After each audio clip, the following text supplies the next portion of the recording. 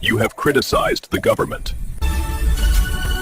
Sorry, last week you purchased too much meat and now your access to your money has been denied. You haven't let the government know about this trip, and your access is denied. You have gone over your carbon credit allowance of food this week and your access to food has been denied. A day in the life of UK school children 2035 with digital ID. You have gone over your electricity allowance this week and your access is denied. You have gone over your weekly travel limit and your access is denied.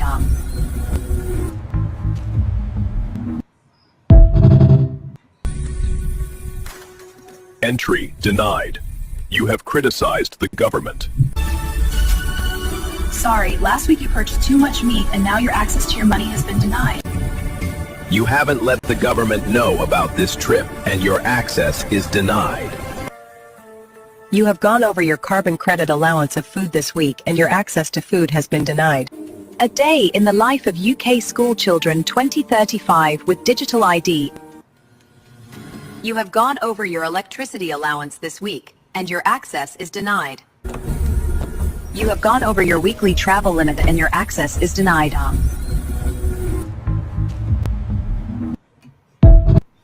Hey everybody, welcome to the page here. You guys know the routine. It's your host here, Lord of Lips, with another live stream, another installment on Football Sunday. I know I gotta stop streaming on Sundays and stuff. I should be in some church or something somewhere. But it just seems to be the best day to stream for me right now, just with my schedule and everybody else's schedule and stuff like that. So you guys know the routine. Drop a like, share the page, subscribe to the page. Follow me over at Lord of Lips on TikTok, as well as my YouTube channel as well, as we try to grow this platform. I appreciate everybody for tuning in. But yeah, here to intro, we got the digital ID. Well, it's from a user called No Digital ID in UK, which is a prominent thing going on over there in the United Kingdom. Just real briefly, I wanted to kind of mention it, but where they're trying to usher in this whole form for traveling instead of passports and stuff like that. They're ushering in like this digital ID thing, which, you know, has always been like kind of the stuff of rumors, you know, for decades and stuff like that. Oh my God, the mark of the beast, or like, you know, the Apple Watch situation and stuff like that, where people are even when you think of travel restrictions or travel requirements and stuff like that, with the whole the face scan where you can get through, I can't remember, it's like TSA pre-check with the face scan and stuff where you can get through the lines very quickly and stuff like that. So, I mean, but they're ushering this in the UK, or trying to permanently, where all people have digital ID. And this just kind of opens up the door for police state, police surveillance, which we know that they already gotten anyway. I know we've talked about it on here a lot of time. I'm almost damn near every stream we just talk about this whole idea. Somebody text me.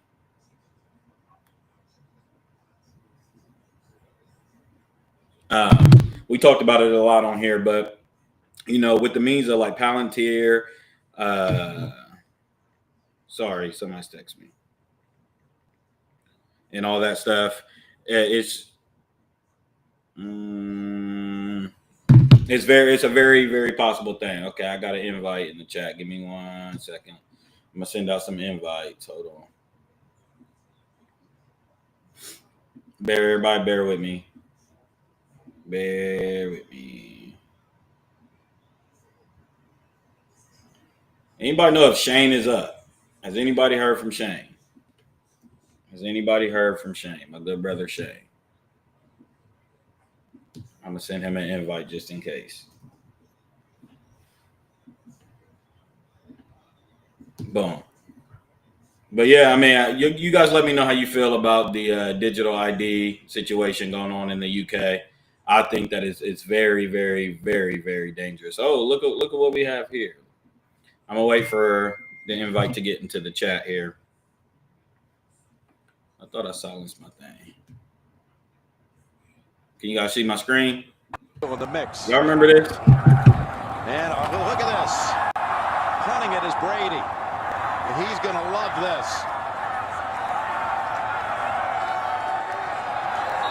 Quick kick by the quarterback. There was a little sportsmanship at the other end. I do like this punt. Don't This is a put good your ass punt, quarterback in Brady. jeopardy. I can't lie, that's a Third good ass down, punt. don't let him get hit on the blitz. We've seen this quick kick good from little Tom punt. Brady before. DJ Williams. There you go. Oh, those were the times, man. Those were definitely the times back when, before legalized sports gambling. You know what I'm saying? Like, what the fuck? I cannot believe you fucking idiots. And we're going to have a real conversation about this. I can't believe you fucking idiots thought that with the rise of legalized sports gambling that we wouldn't come to where we are today. You know, everything's just so decentralized. Everything is about ad sponsorships, everything. We got somebody in the room right at the perfect time. Right at the perfect time. Let me stop sharing. Welcome you to the page. What's going on? Yo, what's good? What's good? Hold on, I'm gonna fix the let me fix the ratio here, what we got going on. I was just in the middle. Did you see what I just shared? No.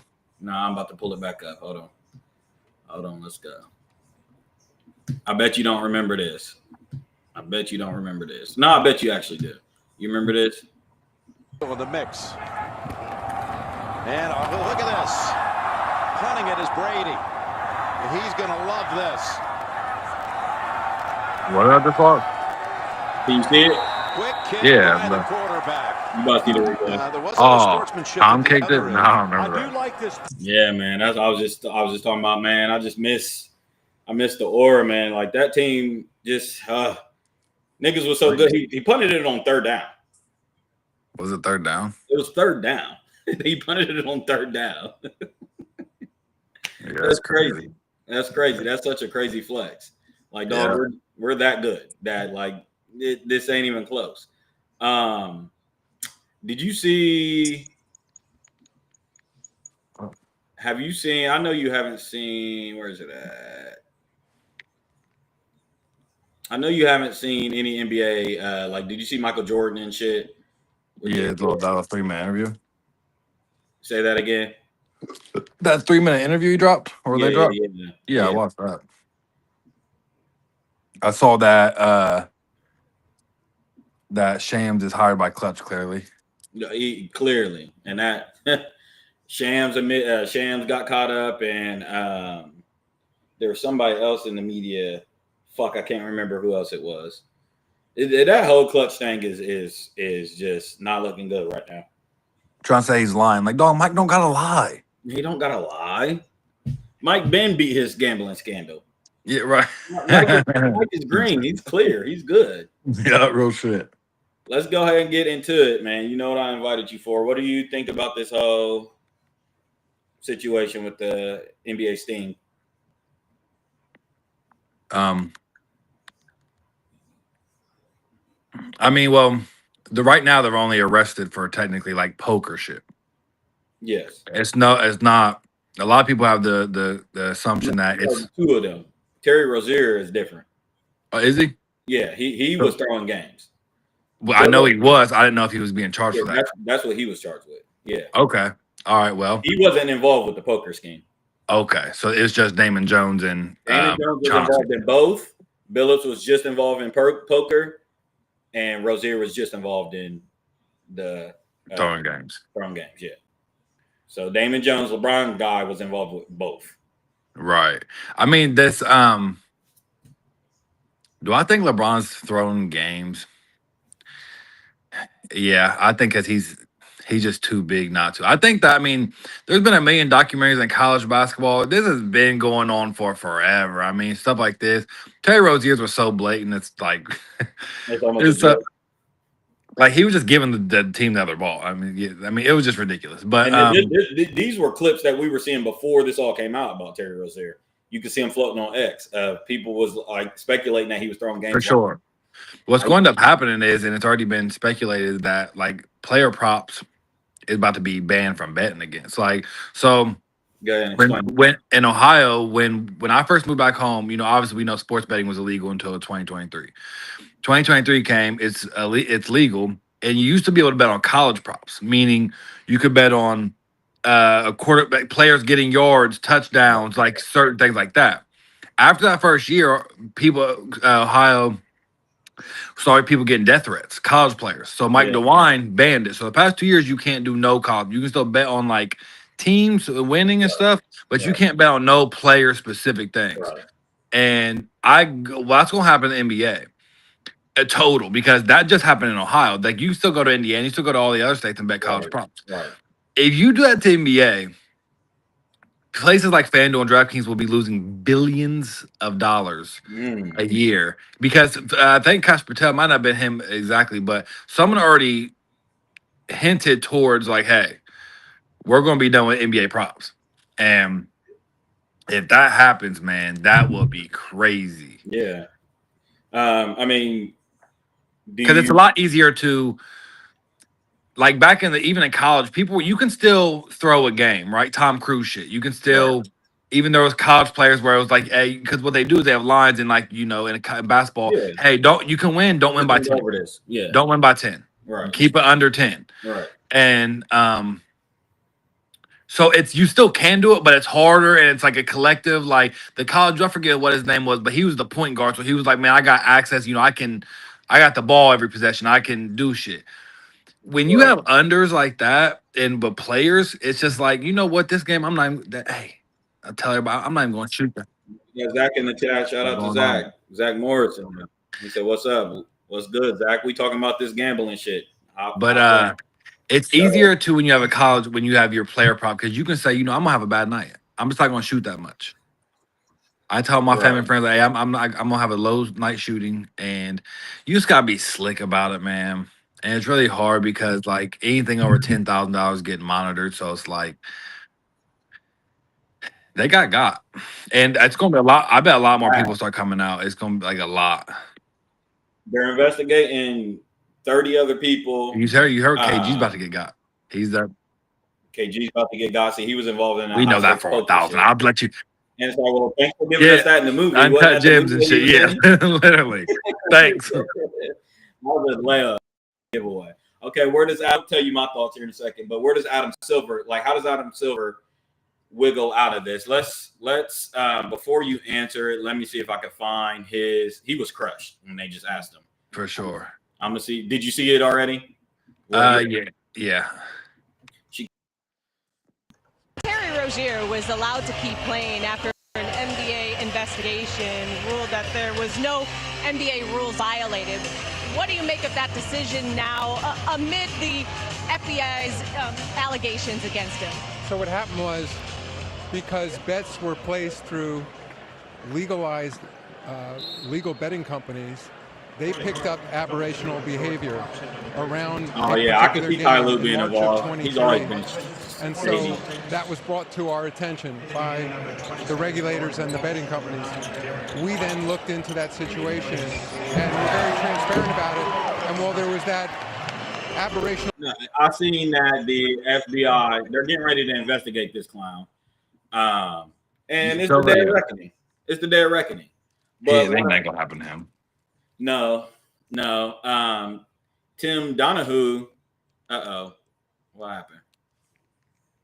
You're good. Tim Donahue just was on not Pat McAfee. He was on PDB or whatever. Patrick David. Oh yeah. Yeah, just like earlier, and he was just like, the NBA is not going to be able to wiggle out of this like they did during my investigation with David Stern and shit like that. But what I was going to ask you is like, what do you think about, where do you stand on this legalization, prohibition versus non-prohibition, like legalization of it versus betting? Yeah. Well, I saw Jaylen Brown come out the other day and have an interview and said the most goofiest shit. Said that, not really, but he did, and Jaylen Brown's smarter than. Yeah, he's smart. Wait, he's smart, right? He said that it's bullshit because we don't profit from betting, but we get the blame, and it's like, I don't know what you mean you don't profit from betting. If you think that these DraftKings and FanDuels ain't paying the NBA all this goddamn money, you're crazy as fuck. So that's Jaylen Brown, that max contract you signed? Yeah, you are, guy. Yeah, that is true. Big time. So I get what he was trying to say, like on a surface level, but like, dog, if we find out how much FanDuel and DraftKings is giving these guys, billions of dollars to be doing this shit. And you're saying that trickles down obviously into the players. I mean, exactly. So, not to mention, that's just what they're paying the NBA. Not to mention commercials on the NBA game. Not to mention all of this shit, basically, of how much the sports books are wrapped around these sports. Right. I mean, you know, I'm a bettor, man. So I would be sorry if they took it away. But I mean, it does take the integrity of the game away. It's just hard because like that's always been that way. So like, if we're doing that, then it's like we got to erase every championship ever.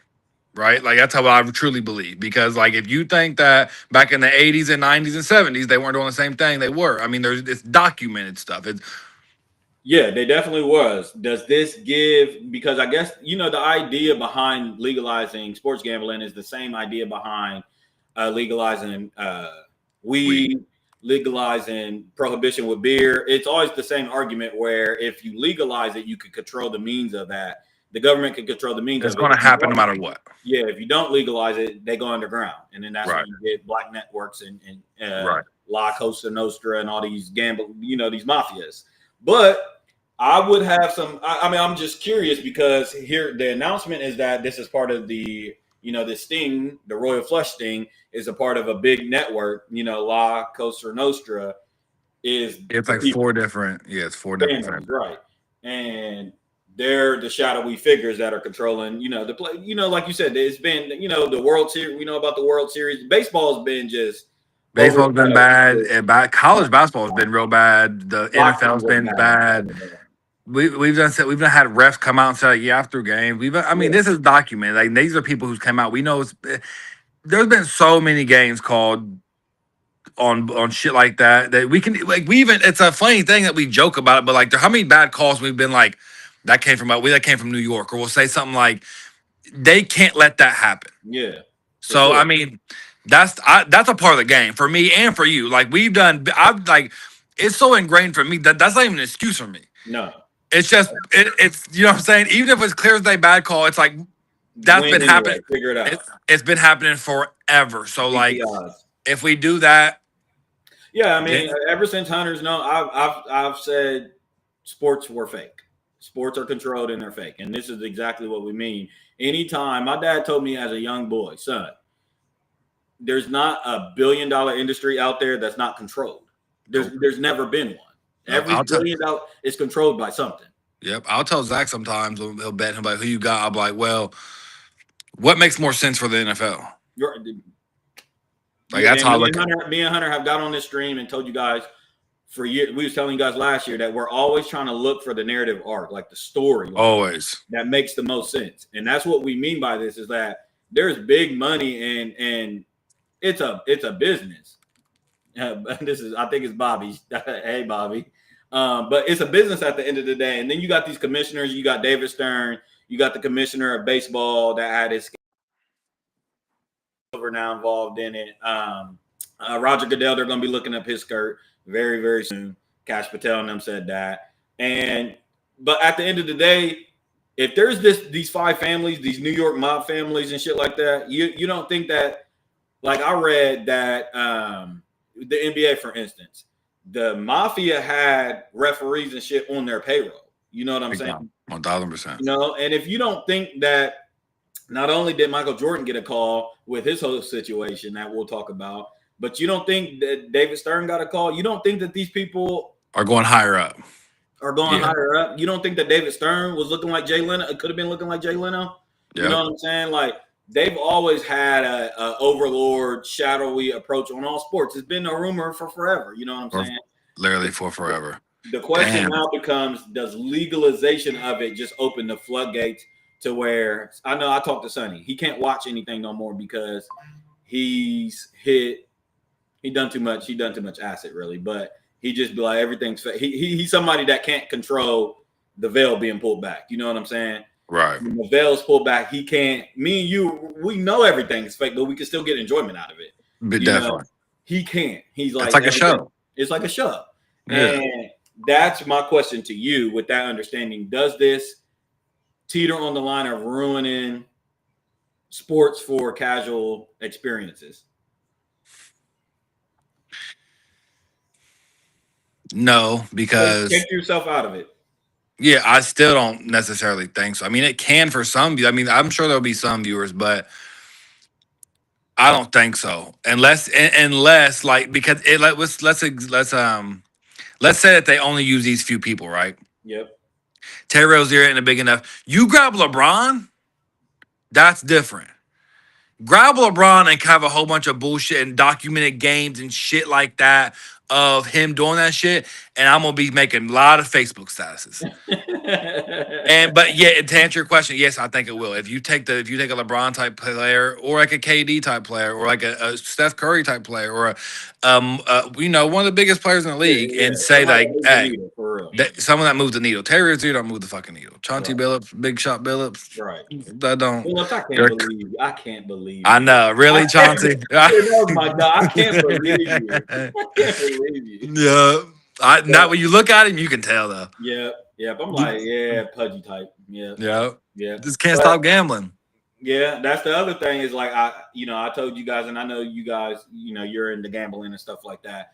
But I've always joked. I said that gambling hit the 2020s like crack did the 80s, bro. Again, it's like one of those things that I don't think we really are going to understand the impact until they try to stop prop bets, or if they try to reverse this and well, you just seen it more because you live in Ohio, because this has been illegal in half the states for a while now. Right. Obviously, it's been illegal in Vegas for they was like probably they're known for obviously, but California, all that's legal. But you just realize you go to like sports bookies. It was not in those states. You could gamble, but I'm saying like the monetization of gambling. We were not seeing DraftKings sponsorships. But that's because it was illegal and all that stuff was illegal. That's what I mean. In Ohio. So like it was still. I mean, yes. To answer, it's yes and no because it's got way more popular now. Almost every single state is legalized. Right. When we was growing up in high school, it was only like 15, 20 states. Right. So like it was different. It wasn't promoted. You weren't allowed to have commercials in Ohio. You weren't allowed to do that. Right. So and since 2023, January 1st, it's been legalized. So now you're pushed with nothing but fucking it's advertising, commercial, all that. Yeah, it's definitely got way more popular, but it hasn't. I mean, there's been places like Vegas that's been legalized like this since the 70s and 80s and stuff. Yeah, and me and you have talked about this, and New York even. New York for sure. But me and you talked about this. They said I sound too far away. Thank you. I think that this we've talked about tourists in Vegas, me and you, like in how the ambiance of Vegas has changed. And I was trying to get some statistics on it yesterday and now partially a lot of it was COVID. I remember looking into Vegas during COVID and like, it was horrible. It was fucking horrible. Mm-hmm. But I just think the legalization of gambling and stuff has affected Vegas more than it's affected anything else. You could probably make a case for that. I mean, now people don't got to fly to Vegas. Yeah, bro. That was like you said, that was the epicenter. That's the epicenter of like we growing up like Vegas. Okay, like let's go to Vegas. You know what I'm saying? Let's just go to Vegas. I think with legalization of gambling everywhere, I think there's still two states that maybe outlaw it, Utah and Tennessee. Yeah. I mean, I know everybody's not. So yeah, I don't know the exact states, but yeah. But I think Vegas has taken a hit from it the most because like that was the spot, and I don't know if it's as much as the spot as far as the tourist goes as it used to be. Gambling was definitely a reason why people went to Vegas. There's no doubt about it. Yeah. And it's not even just about sports betting because it's like there's been more casinos around. Yep. Okay. They built that casino in Columbus in 2015 or 16 or something when we was adults. And when we grew up, there wasn't no casinos like that. I remember my Aunt Joe used to have to go to Indiana and shit. So gambling and overall has become much more popular in the United States in the past 15, 20 years. It's been slowly getting bigger. It's like weed. Right.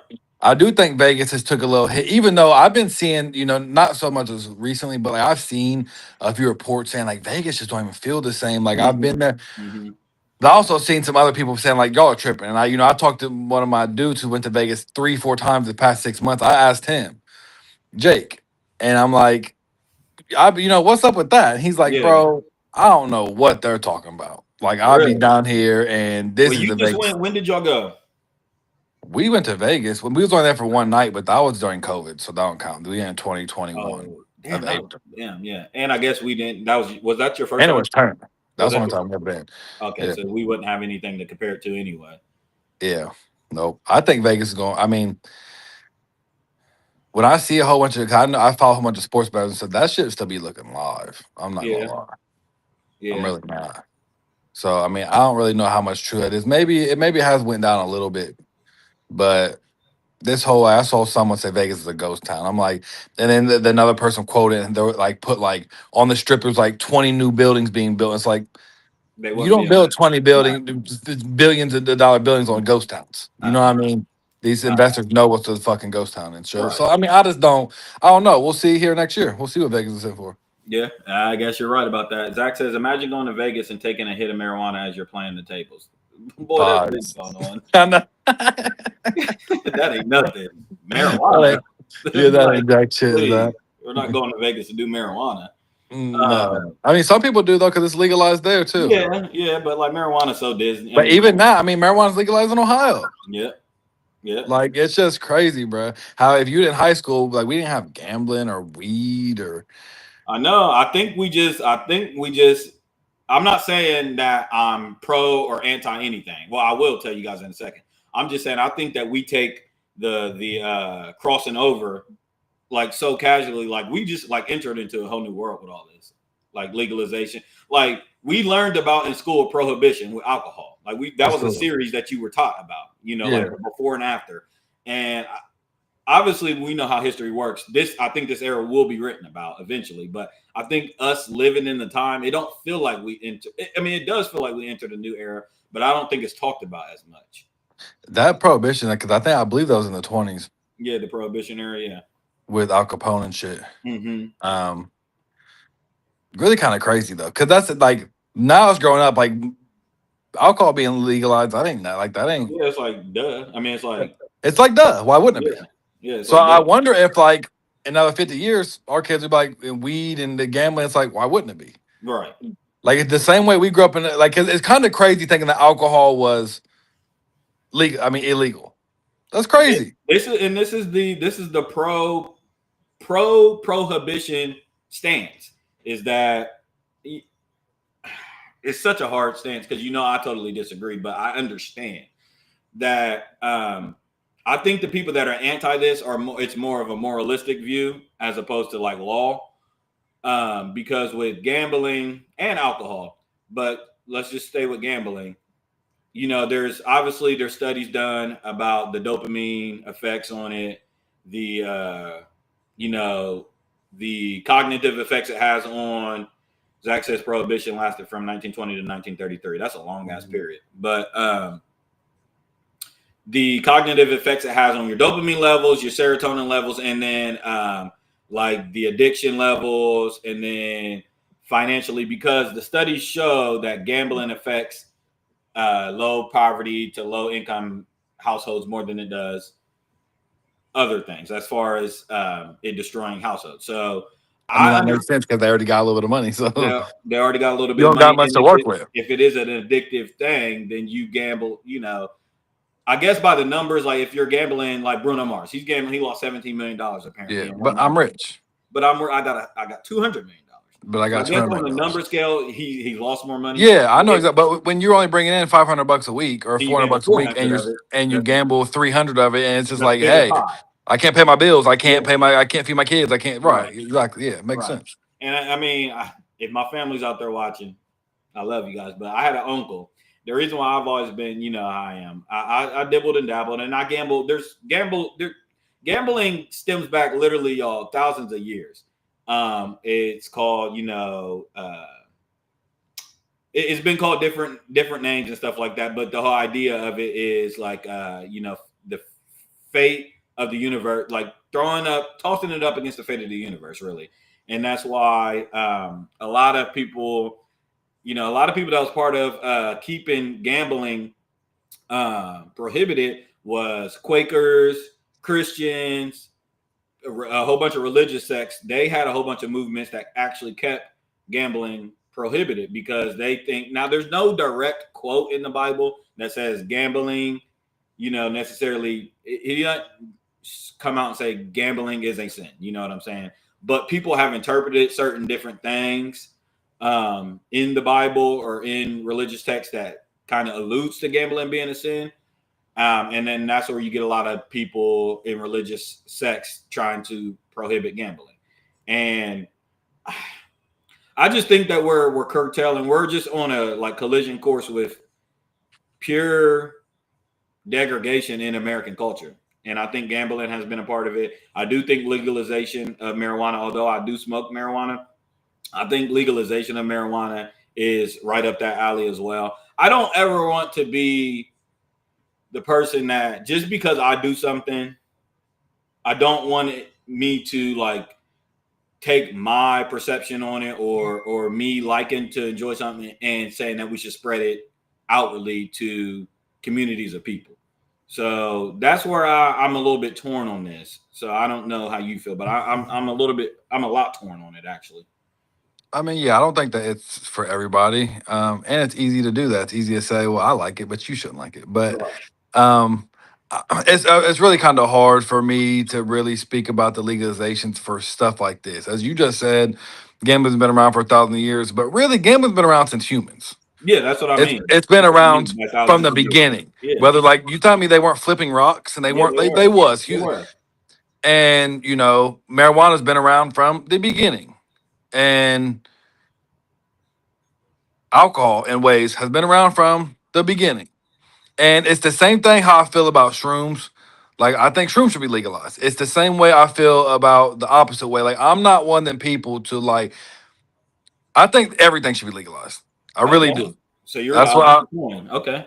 I really think because you can make a strong point where it's yeah, it will affect people negatively, right? Mm-hmm. But it's also where, perfect example, fentanyl. I mean, look at the fentanyl epidemic that's really been going fucking that no one ever talks about it. It's really crazy, but it's the biggest shit of all time. Yeah. Of what's been happening in Springfield. Yeah. And do we think that if that was legalized, that'd be would happen less? Well, we know it would because all these pills and all this stuff is getting mixed by the drug dealers, fentanyl, to sell. I mean, that's the game. You would be able to control the market more. The government will be able to control the market more if they Right. And I'm saying when you with those type of pills and cocaine and crack and stuff, you break it down because you make a lot more money. So with them pills, we might give them, they'll sell perks and we'll crush all that down and we'll put a whole bunch of other bullshit in them so we can sell more pills, so we can make more money. Right. So government isn't going to do that. Now they might have pesticides, they might have other shit that, they throw in the weed. But I believe that deaths would be a lot less if you could walk into a store and get Percocets. Now you'll have negative effects too, because then you can walk in and buy Percocets. Well, a conversation we don't have enough as a society is how do you govern 330 million people? How do you control? What is the right way to govern 330 million people? Everybody's different. Every culture's different. Every people's different. Every section of the every state's different. Everything is different, man. So that's why I'm more so let people do what they want and they can make their decision. There's gonna be good and bad regardless on either side you look at it. There's gonna be good, there's gonna be bad. And you just said, there's 330 million people. We don't know two people the same who believe in everything. So that's why I'm just so hey, make it all legal. Do what you want. At the end of the day, everything's gambling is addicting. Food's addicting. At the end of the day, we're adults. And we make our own choices. That's what we could go. That's like me blaming crumble cookie for the sugar. Right. It's it's addicting. But I agree with you, and that stance has always been out there. Let me read Zach's comment first. Zach says, "I'm fine with marijuana, but if you can't drink and drive, then smoking marijuana while driving should be illegal." It is legal. Illegal. Yeah, it is illegal. You can't smoke and drive. No. They do OVI tests and stuff like that. But here's my thing. law and order is already a slippery slope, right? So, like, where do we draw the line? You say legalize everything, but just like the LGBT community can get hijacked by certain other communities, so can't this idea of legalization of everything. And that's where we have to understand where law and order comes from. And law and order comes from ancient civilizations. In fact, before law and order, of our Mesopotamian history, like as humans, as we know it, the last 4,000 years, civilization stems from law and order. You know what I'm saying? Like, no civilization has risen without law and order. There gotta be rules. There has to be rules, and you have to ask yourself, well, where do we get our morality from? Like, who's the morality police? And that's where you have to bring in this omniscient figure called God. And this is where, and I know, you're somebody that, believes in a higher power and tries to, consider a higher power. And that's where I want your brain to go when you're saying what you're saying. Like, what do you think God thinks? Like, nobody ever stops and says, well, what does God think? Yeah, I mean, you can make the case that the United States is Sodom and Gomorrah a long time ago. So, I mean, yeah, it's not like we're living right. It's because we abuse everything as well. Us as humans abuse everything because, like, do I think marijuana should be like, marijuana, is it really bad for you? It's like, no, but it's like when we abuse it, it is. When we misuse it, yeah. When we misuse it, is this food we have in stores and everything good for it? But when we misuse it, so that's with alcohol, even like there's purposes for alcohol, cleaning, there's mad great purposes for alcohol. So, and that's the other side of the fence's argument is that humans don't have a historical leg to stand on because, like you said, we've misused everything that we've gotten. We've found a way to misuse it, and that's the thing. That's a human's problem in general. We're greedy. We're gluttons. And so in that regard, no. It goes back to me and being told what to do. Just what it does. Mm-hmm. I don't like other people. And I understand it because some people need to be told what to do, right? Mm-hmm. Like I get both sides. So it's just, once again, I'm in a gray area. But like me personally, right, I don't like being told what to do because I feel like I'm responsible enough to know what I'm doing. Perks that can be legal. Guess what? Hunter's not going to go do. I'm not getting no perks. All right. Because I don't want, you know what I mean? Matter of fact, I smoked for a long time. But that's why I kind of like this. I kind of like the format of, because it gives America an out. I like the format of Vegas. I like the format of prohibition and having a state that you can travel to do that. Get your dirt out. It gives our government an out. Like, ain't no excuse. If you wanted to do it, you could have traveled there and did your dirt there. That's why it is what it is. That's why we say it's Vegas. Yep. And I just think from a morality, that we are a country that is based on Judeo-Christian values. Mm-hmm. And it always boggles, and I know the same with you, that we say that, and all of our laws, our ideas of laws, our ideas of principles and morality is all based off Judeo-Christian principles, Bible. Yeah. But on the other flip side, we do shit like this. You know what I'm saying? Where it's like, this is not, you can read about this in Sodom and Gomorrah. You can literally read about this in Babylon. You can read about people gambling and high stakes luck games is what it's called. And I just have a hard time settling on, I think it should be legalized because I feel like I'm a real strong believer, and I do my own dirt. And like I said, I've smoked, I've gambled, I've done everything too. But I'm saying when you legalize it, you open the floodgates for something. Zach says, we're all libertarian politically, live and let live, do your own thing. To me, that's just a slippery slope, though. That's a slippery slope because we've talked about on this stream pedophilia, or what do they call it? What are they trying to call that? Minor attraction. Minor attracted individuals. It's like we're just walking into this floodgate. I don't know if y'all don't see it, but we're just walking into that. legalization of everything. And I know Joe is big on it. He's, oh, we should legalize Schedule II, drugs and all.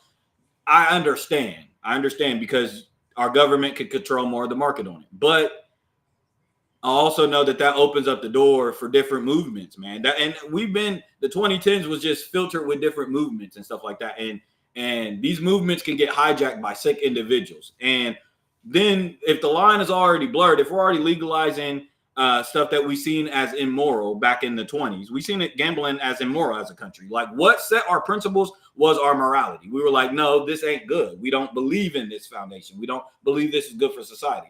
So if we completely reverse on that with a few of these things, then what's to stop pedophilia? What's to stop rapists? What's to stop murderers from saying, well, what about our rights? What about our beliefs? What about our sicknesses? What about our addiction to these things? Like, what's to stop people from hijacking these ideas?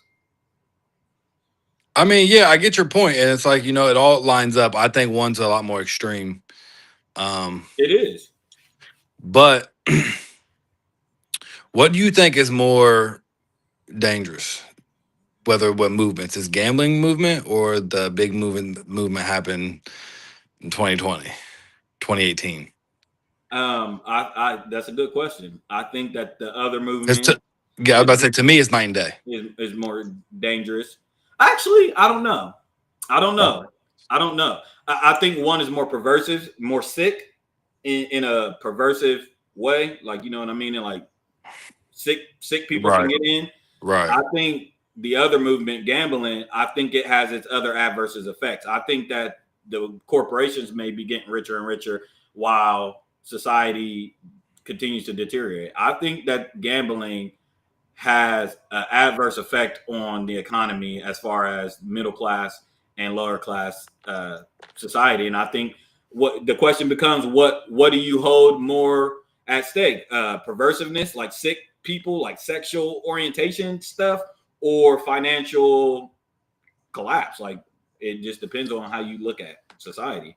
I mean, me personally, I agree with you. I think the other is a little bit more sick. But I do think gambling could be as devastating. I mean, do you know, if you're comfortable, speak on it. You come from, you have your mom said, what are you referring to in 2018? We're talking about the movements like political activist movements, and like also like LGBTQ movements and different stuff like that, Me Too movements. Not that those movements are wrong in ideology or rights for people, but we're saying that they've been hijacked because when your movement is that you're acceptant of all, well, all is a really broad thing to be accepting of, right? Because where do we draw the line at all? Can all include pedophiles? Can all include rapists? Can all include killers? But I was going to ask you, where do you stand on direct effect? Like, have you had family members that have been directly affected by gambling that you've seen? I have. Effect like what? Like a real effect on their lives? I told you my uncle that passed away a long time ago, he lost like a couple marriages due to gambling. Right. No. You know how I feel about my brother. No, right. Yeah, no, I've never had nothing even as remotely as like your brother.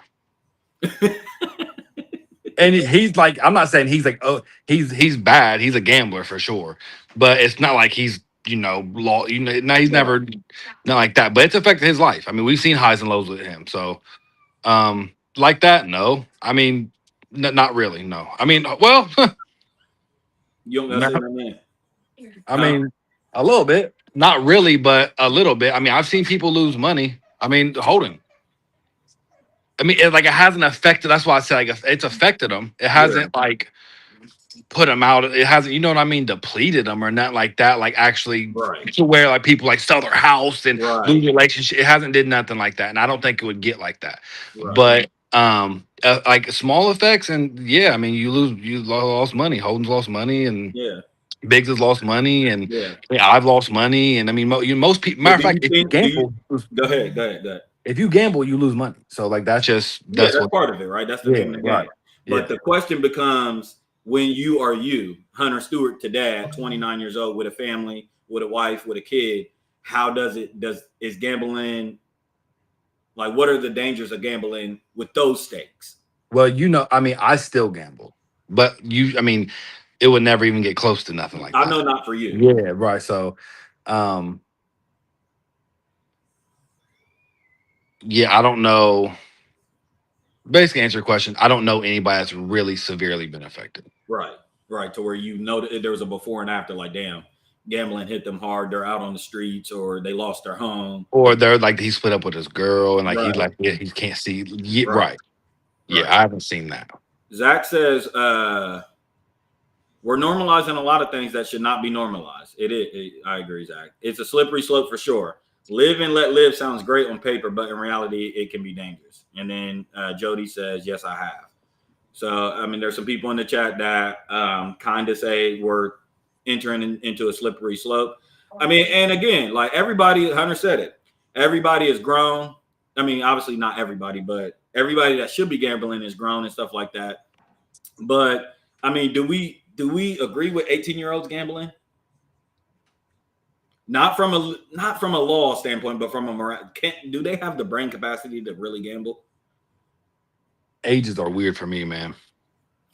A set of 21, 18, 16, that's a good ages point. are always weird for me because you can make an argument on that why the ages are really weird. So I mean, to answer that, like, I don't know. Maybe, I mean, I can, like, once again, I can see, like, saying no, we're not fully developed, and it's also like, but it's like we send them to war. Boom. So like, and you can do everything else. So why shouldn't they be able to gamble? So that's why it's a little bit different. I mean, I don't know, and that's why I think that I'm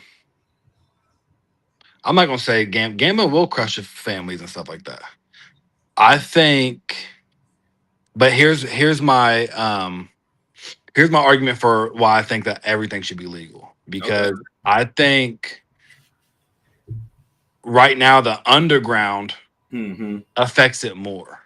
When it's not legal, it affects families and stuff more, because then you have how many people done got Jay Leno? Yeah. And like people come and kill people, like that happens way more. Now you're losing money and it's blow, but at least you don't got like a DraftKings ain't gonna come get you, because when you gamble under the ground, it's the same thing for like pills. Like, that's something I have seen my family be affected by pills. Yeah. And I've seen a lot of operations and runners and all that and how that works. And I think it would be a lot less effective if they could have just went no Kroger. Right. So right. I mean, there's an element of that. You're right. But do we think, okay, it's legalized now? Sports betting, we're talking. Sports betting is legalized now, and now we still see the New York crime families being shadowy figures. So, like, what is your rebut to that? Like, it seems like they're still in control. Well, they're always going to be. You got players hemmed up. Got players hemmed up. What's really crazy is, I don't know if you know this or not, but this is actually a good thing. You can't deposit. So, like on betting sites, you can only deposit money from a bank account or a debit card. You can't use a credit card. Okay. So that's good, because a lot of people thinking behind that. Go ahead. The thinking is you can't, like, you know how many people would have no money and have credit limits, and you would just be like, there's a lot of people that do that. And so now you actually have the actual basically physical cash. You got to have that money. You got to have that money, because if not, a lot of people would be broke and they'd be trying to come up and like, oh, I got $10,000 of credit. Right. What? I'm gambling that away. Because that's the thinking of betting, is when you lose, it's like, I gotta get it back. I gotta get it back. I gotta get it back. What is that? What is that term called? It's called chasing something. Chasing your money back, chasing the bets. Chasing loss. Yeah. So there's a lot of times where you lose, but you lose at 300, and you might not know it, but that could have been a blessing in disguise of only losing 300. Rather, if you had a credit card and you could gamble, you could upload $1,000, and you lose that too. Like, I tell people all the time, I tell Holden all the time, like, and you know me, man, and when I know the ins and outs of sports betting, bro. You know how when I get fascinated about something, I do everything. I know the real, because you can make money doing it, right? It's like almost impossible. It's very hard to do, because there's real people who do this as a job, and they have a high. It's very hard to do. I be telling Holden all the time, like, dude, he'll find one dude who hits a big parlay, 2 parlays. I'm like, he's the one. I'm like, he's probably lost $100,000 though. Like, Right. that's why I always tell you when people be posting their wins, I'm like, but they don't post their losses. And like, right. it's a betting is a unprofitable. Like, it's so hard to make money doing this. They know what it's been around. They don't lose money. Vegas don't lose money. It's you versus the robots, the algorithms. It's that, but it's a fact that Vegas does millions and millions of simulations on effects of everything, and that's how they get the thing. So, and it's like we say we live in a simulation all the time. Like these motherfuckers are always dead right, and so I say that to say it's so hard to be a profitable sports bettor. Because the odds aren't in your favor. Right. It's the same thing how when they go to casinos, like automatically that you have like a 48.5 chance to win. It's already odds in the casino. Right. So it's that, and that's like I was about to say I could get really deep into it, but you ain't gonna really understand. Just know it's if you're one of them professional sports bettors and you're winning because there are people who, they quit their job and they start putting up without, like they do unit sizes and all that stuff, and they might make $100,000 a year. Like that does happen. I mean, I know the people and they've been doing it for 50 years, but they're so concise and precise, and they know they're geniuses basically. And I'm gonna read these comments in a second, guys. But there's also this element which they're investigating now of insider trading, right? We know that to be done in stocks. That's Damon Jones. Yeah, that's what Damon Jones is doing. He got big LeBron. You're close to LeBron. LeBron's telling you, my back is a little hurt today. Telling everybody like AD's a little sick today. You know what I'm saying? So there's insider trading too for even those people that you're talking about, these high stakes sports gamblers and stuff like that. They could be a part of a ring to where they got some insider information. It's hard to beat the system because it's like us going up against Wall Street and Nancy Pelosi and them. It's like, no, they do insider trading. They know exactly what's about to happen in a real way. But Nancy Pelosi is still getting away with that. And she's getting away with it. And a lot of people have brought that up with this whole FBI thing. I mean, we know that government corruption is through the roof because here you got FBI Director Kash Patel launching this investigation on the NBA. Meanwhile, right across the hall from him is Nancy Pelosi and all these people doing it on the stock market. It's crazy. Jody says, yes, she has. I've seen up close how gambling has negatively affected someone, and it still has. She just confessed to me about it, and it is still affecting her. Affected is so broad. And I would agree with that. And then I think Bob says, y'all, 20 is the most I've ever bet, and it hurt so bad. Yeah, that's me, man. I hit I went to Vegas and did a little bit. I didn't do blackjack or poker or anything like that. And then I started my hand in sports gambling when it first came out, and I got locked out of my account. Thank God I did, and that was the end of that. But I mean, yeah, it's just the corruption is through the roof, I think, in the United States, and I think I just have to disagree with Hunter here, and we don't disagree a lot, but I just think a lot of the corruption stems from prohibition versus non-prohibition. I think alcohol has hit us like crazy, and after they legalized it. I think the drugs has hit us like crazy, and I just think that we as a people are just in no position to afford more and more financial distractions and just distractions in general. And another conversation that has to be had, and I know me and Hunter talked about this privately before, sports, people don't talk about it. I think the legalization of gambling was directly off the back of COVID because sports was on the ropes. All sports across major, it was on the ropes, man. It was not looking good in the 2020, 21, 2022 years. It was not looking good. Now, obviously, there was a global pandemic that had a lot to do with it, but I think that they had to do something to kind of bounce back. And I mean, I just think that I said it last year. I don't think it's coincidence that at the time that we're in a government shutdown, unemployment is rising, we're $36 trillion in debt. Like, our economics as a country couldn't be worse. And I don't think that the enticement of gambling and the legalization of gambling is just some coincidence. You guys got to understand that economists' job or president's job, legislation's job when the economy is struggling is to find more ways to get people to circumvent the economy by spending more money.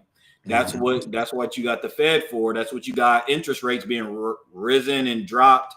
The 2008 house and market crash was one of those things. The .com bubble, the AI bubble that we're seeing. Their job right now with the economy struggling is to get us to spend more fucking money. That's the job.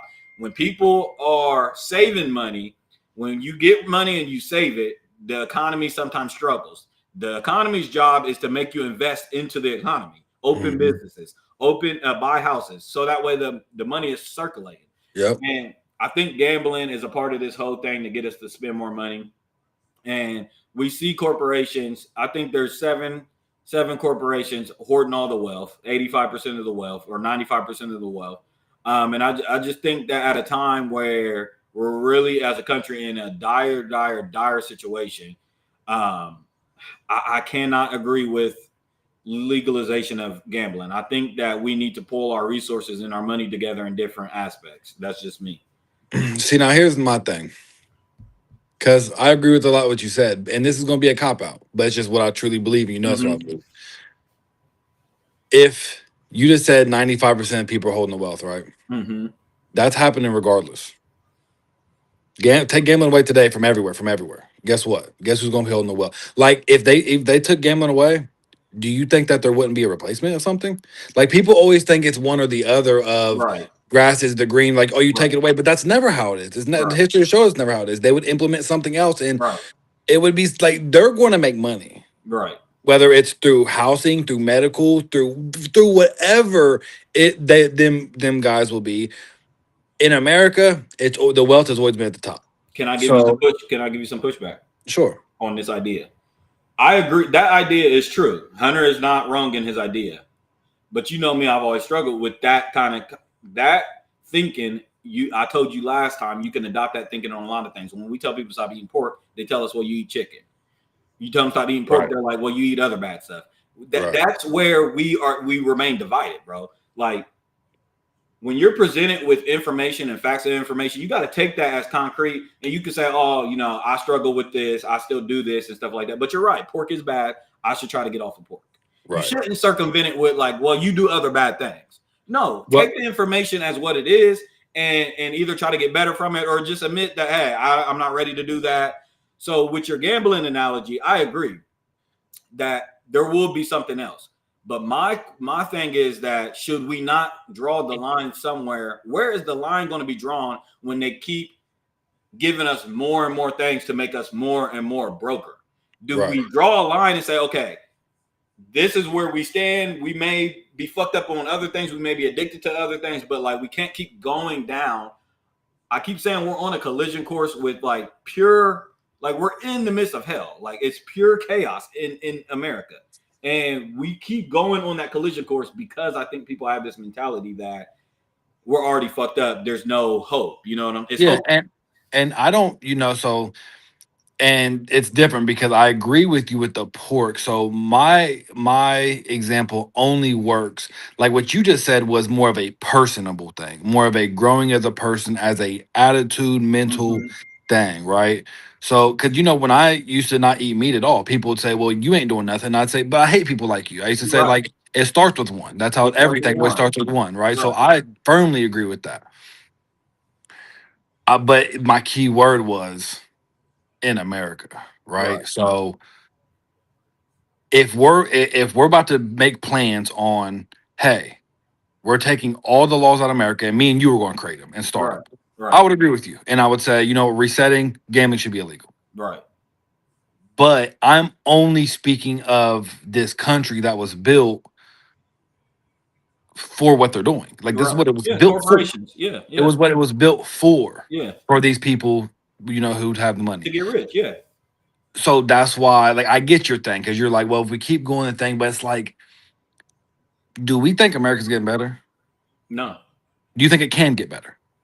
Like in your heart of hearts, do you think that America can do a 360 and start growing? I don't believe that in my heart of hearts. No, so I know you're thinking like, well, we can still push for that. And it's like, you're right, and you're not wrong in that regard.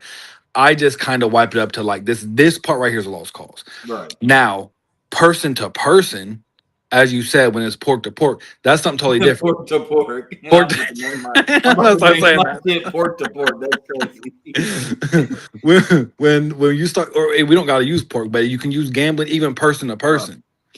That's different because each person's the same. They have their own journey. You're supposed to want to grow as a person. Yeah. I kind of look at where we live at as a lost cause, as far as being the moral place, the moral land. Right. There's a reason why other countries look at America as, hey, Yeah, we go there for fun. we go there for fun. I don't think that's stopping in our lifetime. Right. So I'm not necessarily projecting it's going to get worse, because I mean it probably will. I mean, if we keep doing, it's definitely on the road to getting worse, right? Yep. But I just don't see a world where it gets better, to where like we start bringing in Christian morals and we start bringing. I just don't believe it. So now I don't say that for person to person. Right. That's the thing. I do think we should get better as people. Personally, right. Personally. But you think collectively it's we said it. I mean, you might have been the reason why I've said it, but like there ain't no change in these laws. There's no change them. It's blow it up time, and like that's not going to happen. If it does, I just, bro, this Epstein list is already about to be forgotten in 6 months. Yeah. So like I just don't see it being absolutely blown up, which it needs to be.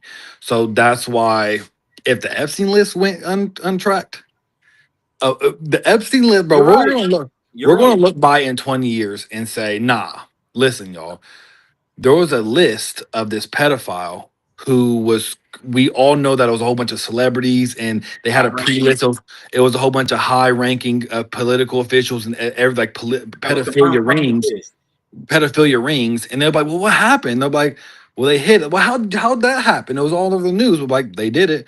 And like when we tell that story to our kids, they're gonna say, well, how'd that, but like it happened, and it's happening, and in a year it'll just be a joke of they got away with another one. And it's like, that was if you can hide everybody having pedophilia rings, then you're going to be able to hide anything. So it don't get worse than that. It really don't. I agree. You got me there. I agree. I agree. Which is why that was the way, that right there was the blow up. Yeah. Right.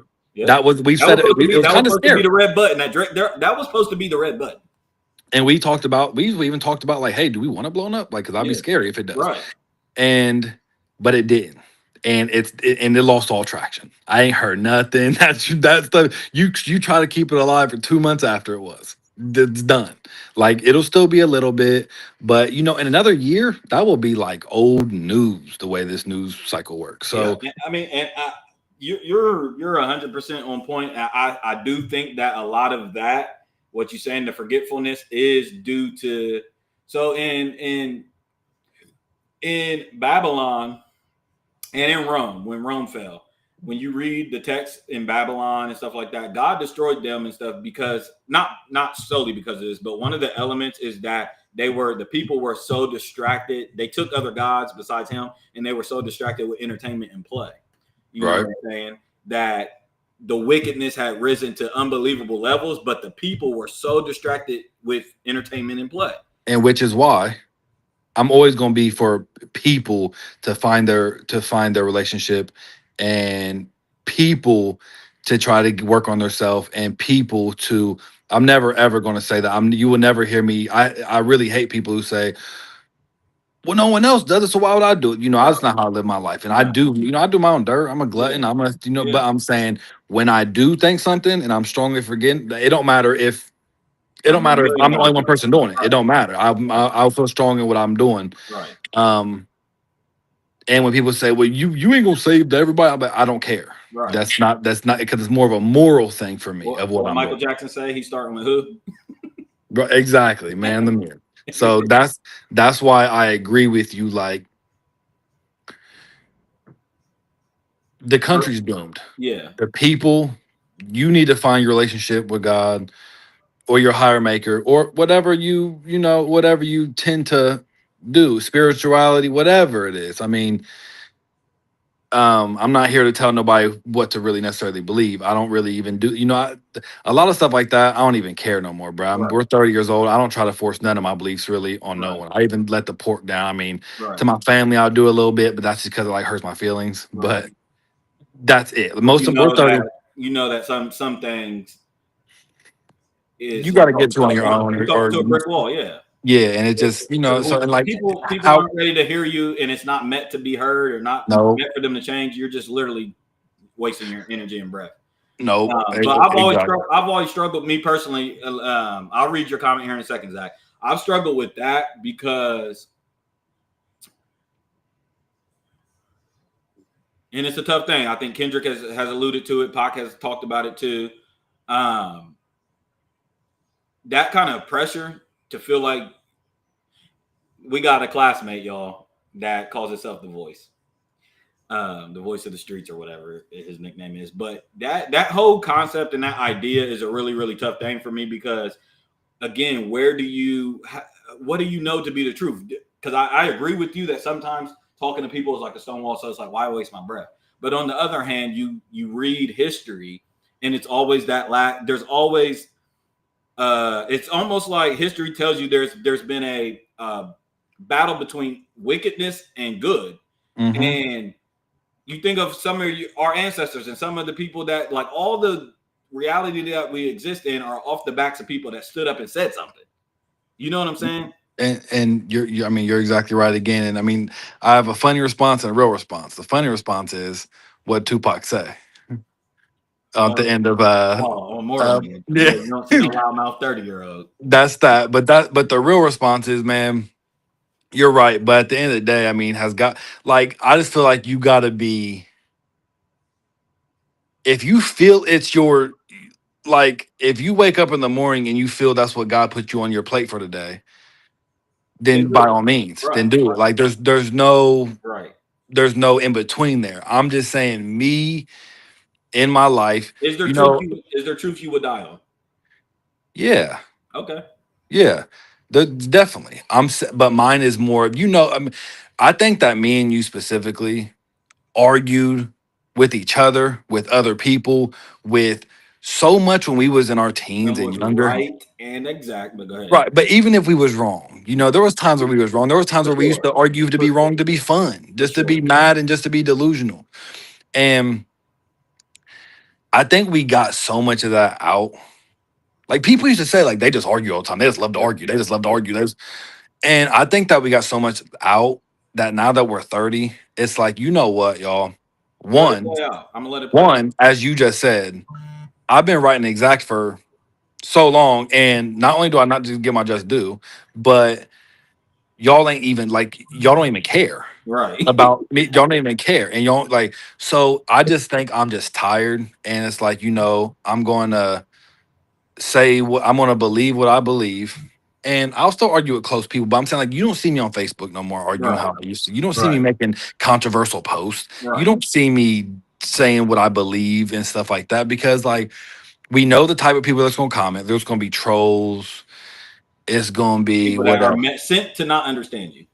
Right. Now, if there was I'm not saying I'm completely done. If there was a format like this, if you bring someone else on who disagree with me on a subject, I'd say we can talk about it. We can really we can really have a conversation. I'm not limited to that. I'm just saying, for, like, I'm done with the trolls. I'm done with the people who ain't gonna listen. I'm done with the people who are literally sitting here to not understand you.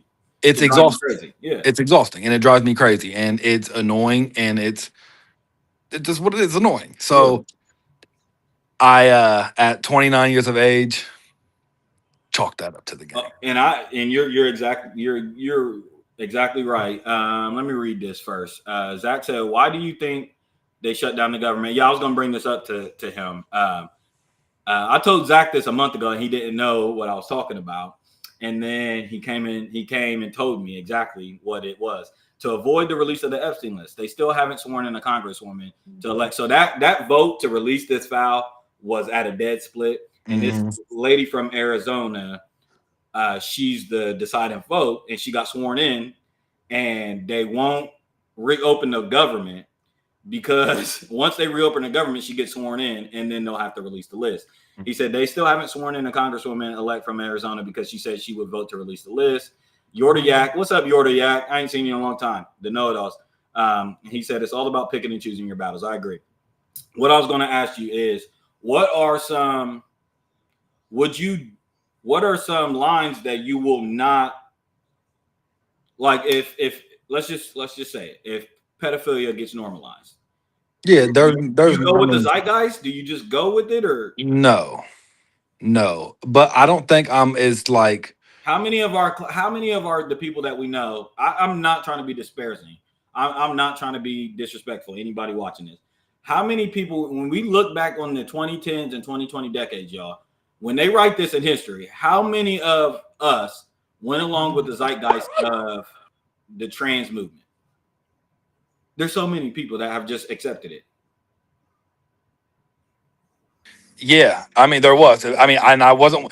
But here's the thing about that is like we was doing podcasts during them times, and like I remember specifically one podcast of me blitzing on them, and it was the gender neutral one. Yeah, it was the gender neutral one. I got mad. So I'm saying, and what good did it do? And I'll still have my beliefs. And if someone ever, I'm just saying, I wouldn't be out loud because one thing that people like me and you, we have to admit, because we'd be delusional if we did. People don't like hearing stuff from us no more. Yeah. They don't. Matter of fact, there's people out there that's falling on deaf ears, and now, especially since like it's the same thing that drives me crazy. Is like I'll say something crazy that no one was thinking and be right about it, and then as soon as I'm right about it, instead of giving credit, then they'll say like, "Well, you was wrong about that." It's like, but like we're not. But I'm not saying I'm never right by everything. I'm saying that like.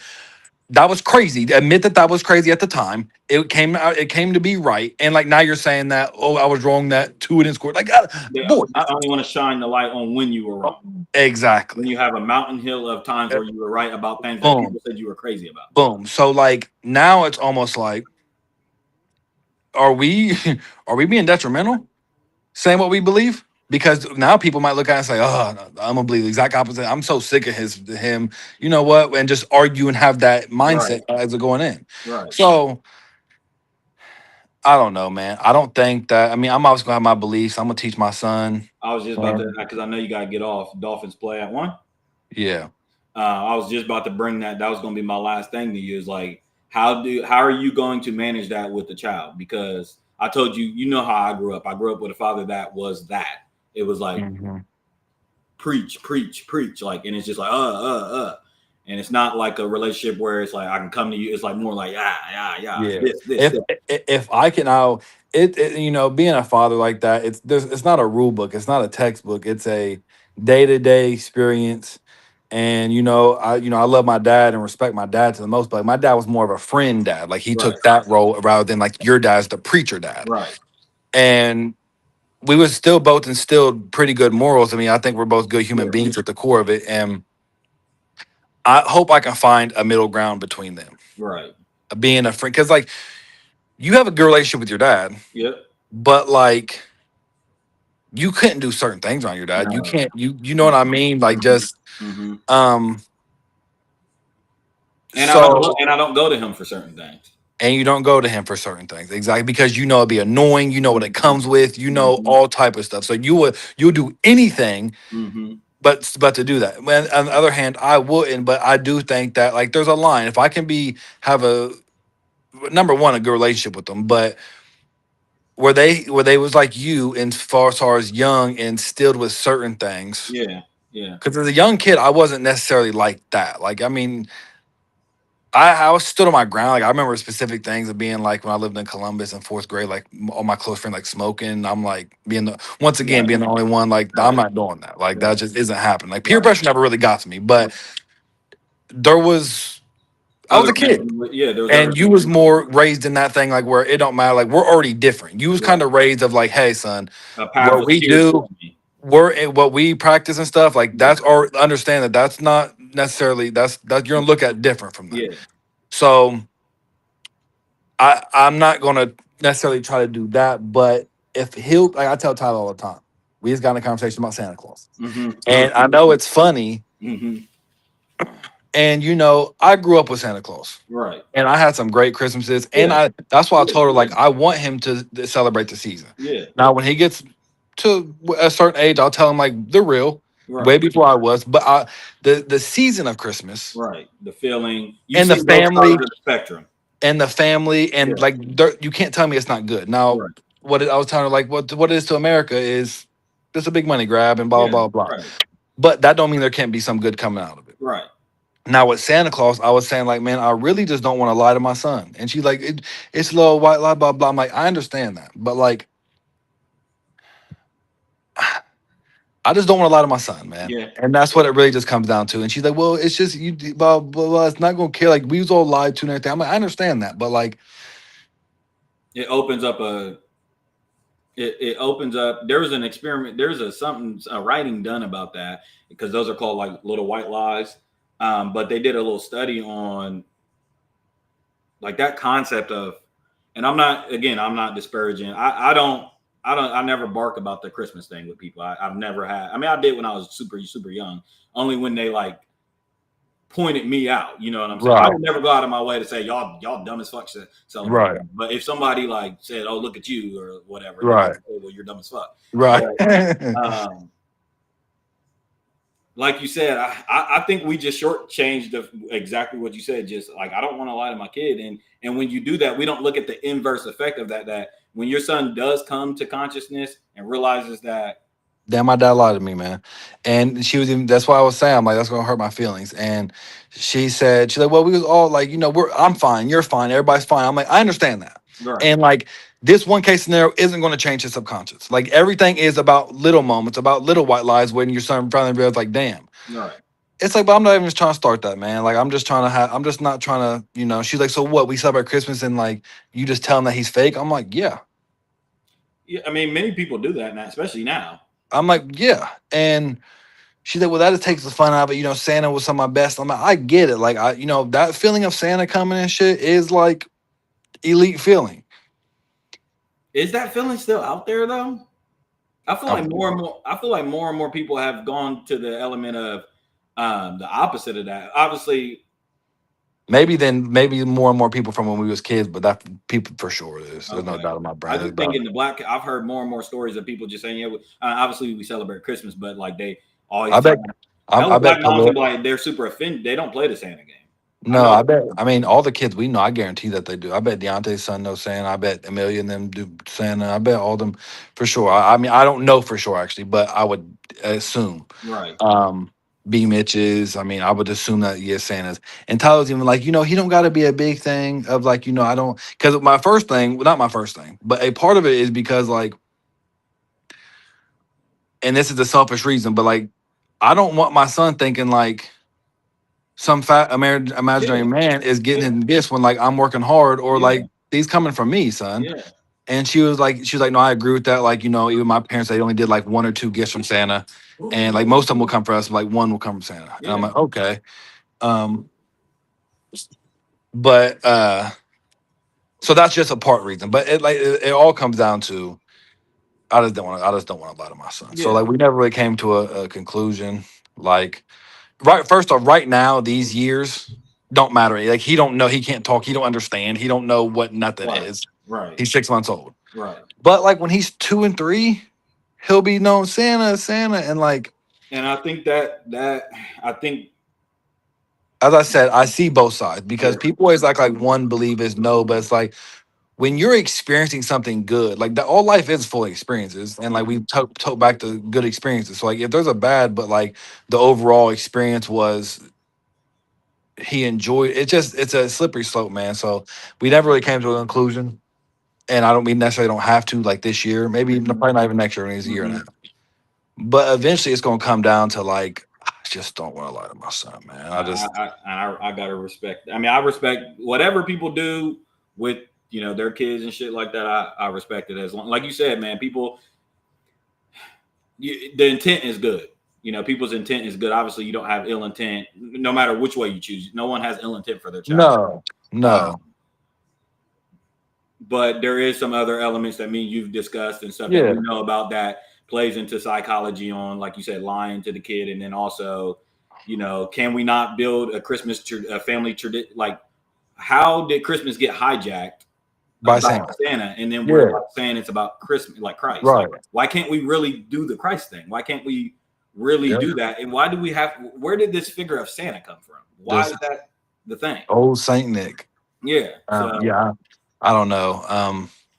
And like I get it because like she had great experiences. She's like, I want my son to have those experiences that I had as a kid. yeah. And as I said, I had them too. It's not like I can like make up and say I didn't because I did. My parents was really good with giving me those Yeah. Christmases and stuff, Yeah. especially the Those younger kid. experiences. Mm-hmm.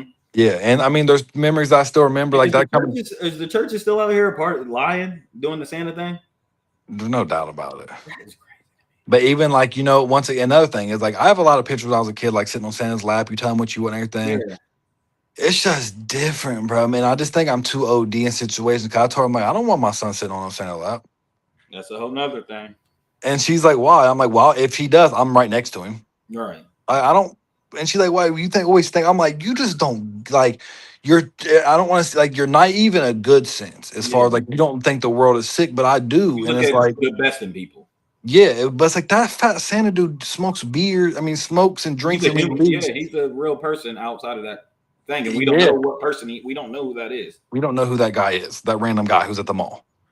And now, like, he sees. I just don't. It just all feels weird to me, bruh. And so I don't know. I struggle with being too OD Yeah, yeah. and being struggle. Like the joke is, like Miss Jody would say, like there was this applesauce we got the thing, and she saw me looking at it at the trick or treat, and she was just like, "Oh, it ain't organic. It ain't got this stuff in it." And I'm just like, "Yeah, yeah." For as long as I can, I'm gonna control what puts in. Like I'm not naive to think that when he's 3 and we got to eat, he's not gonna get chicken tenders. Like that's just it'll be too. Yeah.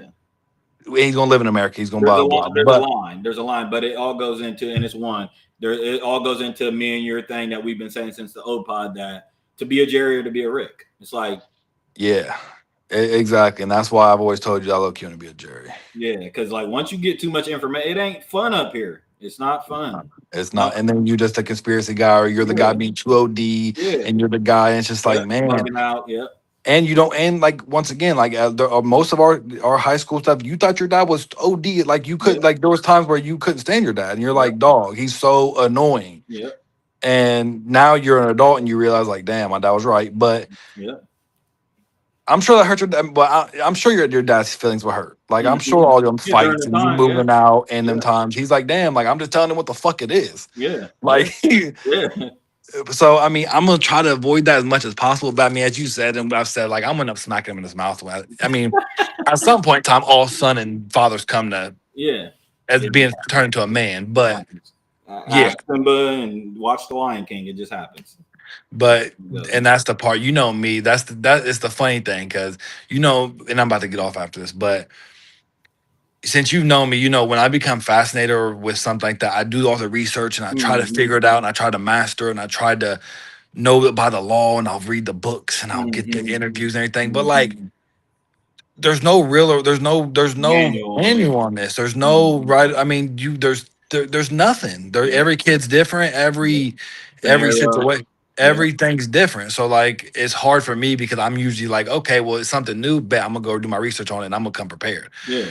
With this, it's just hard. And I'm at the point right now where like I feel like a dad now and like I'm fully in, but everything just keeps changing and I just know it's just gonna be changing. Right. And when he can talk and walk and when he can like start playing sports and we can start doing stuff, it's gonna be like everything changes fast. So I'm gonna just do what I can. I got a limit of me being too blunt. I don't want him to be 3 years old telling him like, hey, this is this or that is that. Like I need to let him be a kid, man, because like then when you're like don't like that naiveness as a kid, man. There's nothing like it. There's being a kid and that innocence of the world is what we all strive to go back for. That's what we all miss. That's the nostalgia that we just talked about it with the that meme I tagged you in with the Timmy Turner thing. The meme said when you watch something, you realize it wasn't the show. It was the time. It was the nostalgia.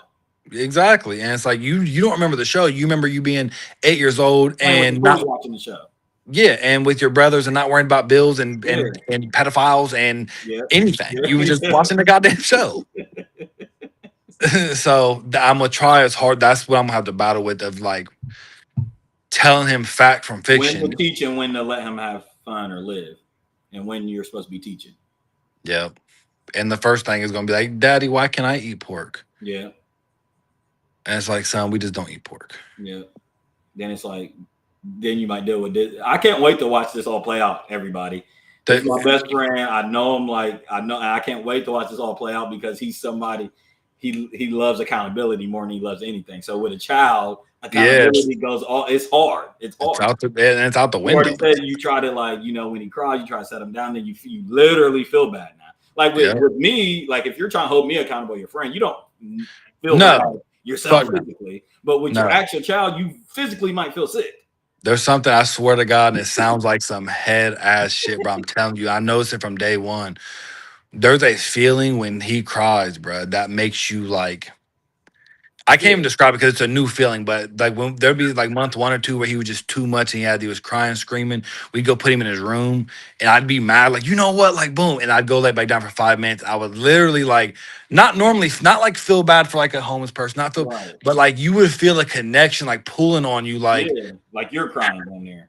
Yeah, bro. And it's like I said, it sounds like some head ass shit, and it sounds like but like it's real, and it's like, man, that's why like, you'll be mad, but then 2 seconds later, it's like he's screaming. It's like, well, who else he gonna scream to, man? Like he don't like dad guilt, mom guilt. So that feeling right there is real, and I don't know. We'll see, man. My little guy upstairs taking a nap right now, and it's time for the Dolphins. So you better keep taking a nap. Yeah, well, I'm about to hop on. Is anybody pulling up tomorrow? Do you know? I don't know. Hold Mike. Okay. All right. Well, I'll get with you then. All right. Yep. Yep. All right, Zach, you still here? I got one more topic before I get off. Zach says, my mom said the effect of Santa is waning. You see more snowman stuff than Santa stuff, decoration, and merchandise. Yeah, I agree. Yeah, because I just kind of feel like the whole Christmas Santa thing is kind of like in culture. I mean, not only can we just not afford it too, but I just feel like, I don't know, America, we have to get our values and we got to get, I don't even think there's so much confusion waning on the American people that I don't even think we know what we stand for as a country. I don't think we know what we're doing. Ugh, that couch is a mess.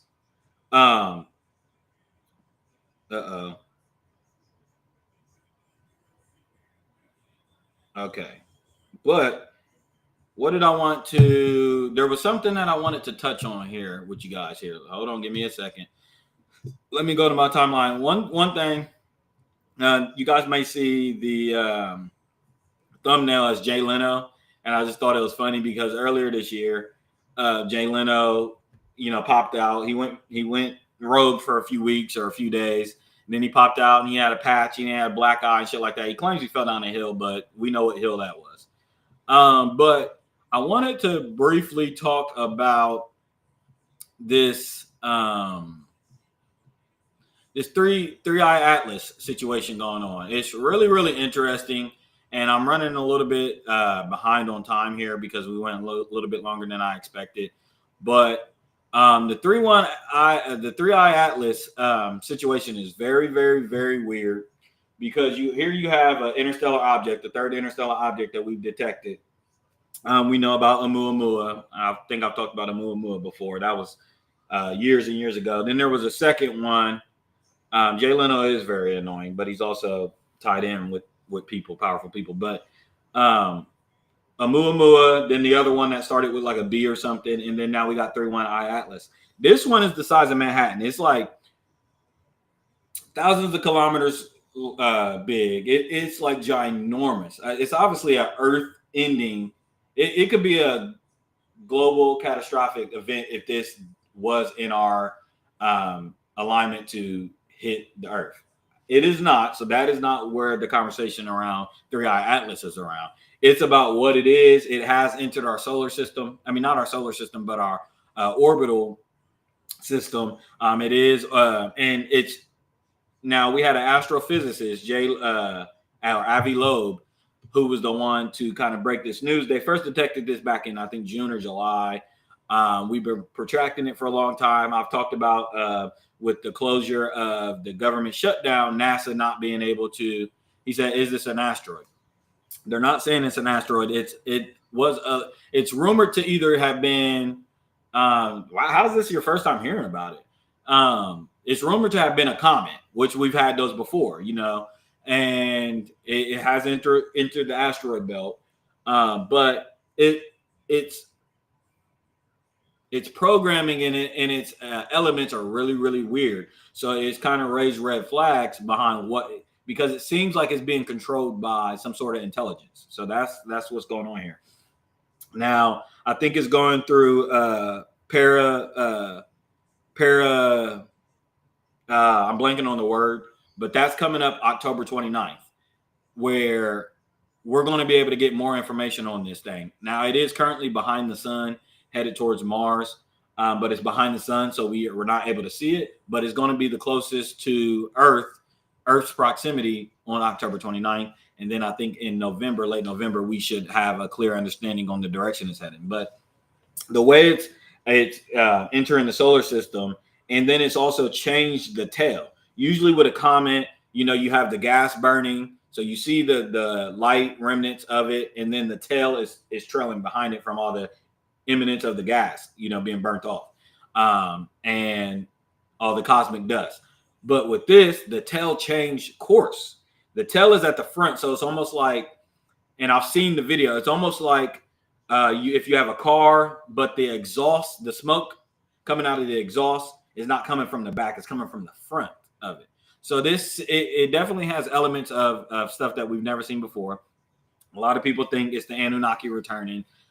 He said the aliens show up and show us the Epstein list or else. But yeah, we have a humanitarian crisis on our hand right now. And I think, with the sports gambling and the Epstein thing and the government shutdown, you got the Israel and Gaza situation. And there's just a lot going on.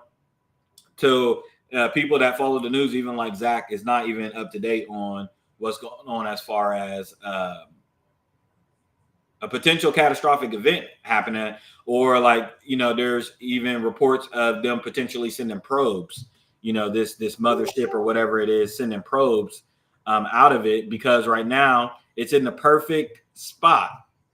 It's in the perfect spot to be able to send probes, because we're not able to protract it right now as it's behind the sun. The sun is emanating too much light for us to be able to really put our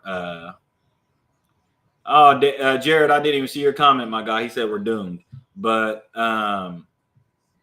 yeah, I mean, everybody keep an eye on Three Eye Atlas. Again, we should be getting news at the end of this week, more news about it. But I think it's really, really, really, really curious about this whole NASA situation. NASA not releasing any information on it, but they're studying it. It looks like for the first time ever. Let me see if I can pull this up, guys.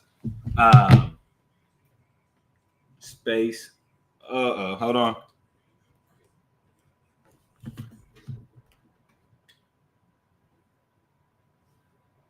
Bear with me, guys.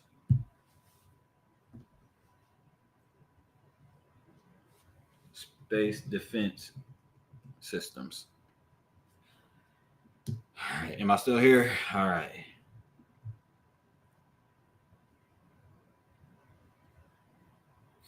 All right. I'm going to share my screen here. All right. So this was just as of a couple of days ago that NASA group launches defense probe to protect. We're not doing that. Protect Earth from Manhattan-sized comet.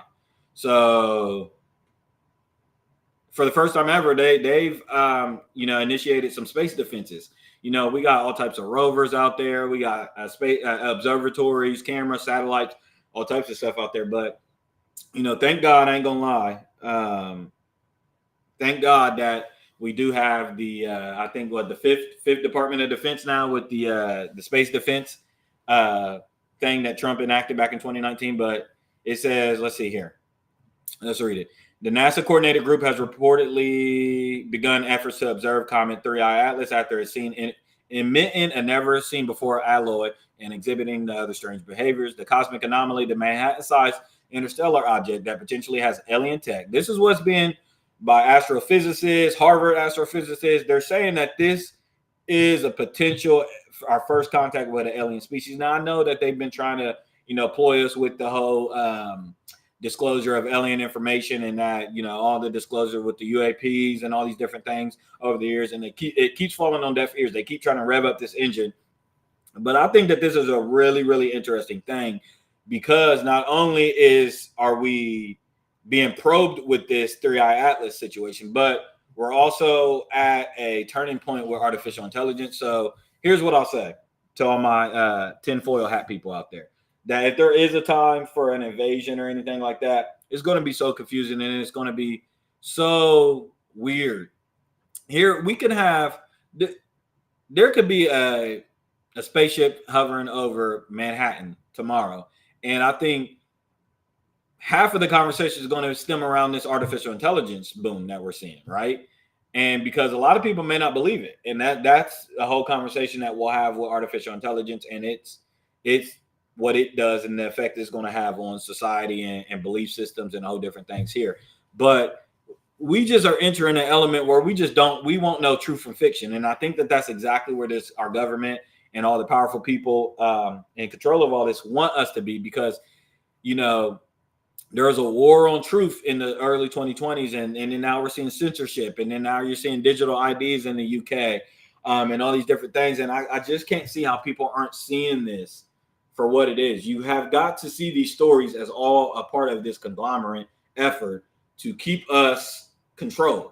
You know what I'm saying? They weren't able to control speech. They're not able to control truth with the access to the internet and all truth being revealed and the veil being lifted back. So what their next bet to do is to, through this AI bubble, is to immerse us into artificial intelligence, right? Soon we'll be in Westworld. Soon we'll be in Spy Kids. Soon we'll be in Ready Player One. Soon we'll be in The Matrix.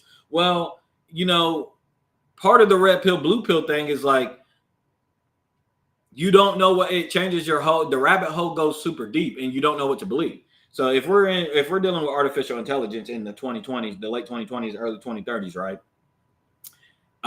And you're in and out of reality and you don't know, we're already seeing artificial intelligence tear the people up. It's already tearing people up on social media. You know what I'm saying? Like, people can't distinguish what is real from what is fake. Old people are struggling with it. You got, God bless Martin Luther King's family and Malcolm X's family, who's already taken action on OpenAI and Sora for the misuse of their parents or their family's likeness with Malcolm X and Martin Luther King. The Tupac estate is doing the same. I'm praying that, Vanessa, if you hear me, please, you have to do something. I'm sure Vanessa's going to do something about this, but the likeness of Kobe being misused and all that stuff. So OpenAI, Sora is talking about, that we got to get legislation passed for watermarks to be used for these videos. There's a whole bunch of shit that we got to get together and do. And this is why I'm telling Hunter at the, on the top of the stream, that we got to be really, really careful with this whole idea of prohibition and stuff, because there's work to be done. And we're entering a time like never before with artificial intelligence and all this different stuff like that. There's a whole bunch of legislation that has to be passed. There is a anti-AI petition out there that over 850 celebrities have signed and different powerful people have signed. Even AI, godfathers of AI and stuff like that have signed this, because she said, man, I raised the both of you. I am y'all's father. But it's just a really, really, really, really interesting time, guys. And with the rise of artificial intelligence, what I'm saying is they're going to be able to get stuff passed on us that they weren't able to get off before. And I personally believe it's all part of a concerted effort for them to do that, because their governments are crumbling, man. Here we have a pedophile ring that implicates high-ranking people and stuff like that on it, that I think if it comes out, it is to crumble governments. You see what's going on with King Charles over there and in the UK. He's not even called King Charles no more. He just has to go by Charles.